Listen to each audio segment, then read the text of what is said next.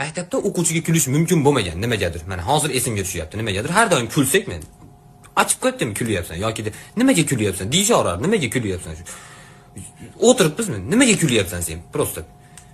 Yeseningni sharpasi qitilayapti meni. Ustoz men qayerdan bilaman? Kulgili narsa eshitganim uchun kulayotgandirman. Ustoz sal o'ylaychi.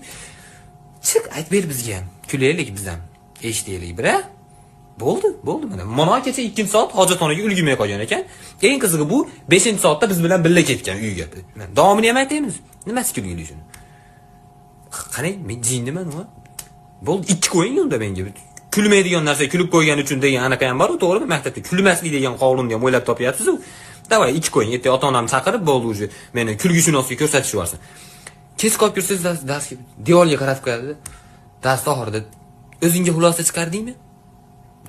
Devorga qarab qanaqa xulosa chiqaraman? Devorga qarab chiqardim. Keyin safar kech qolsam kirmayman darsga. Shu xulosa.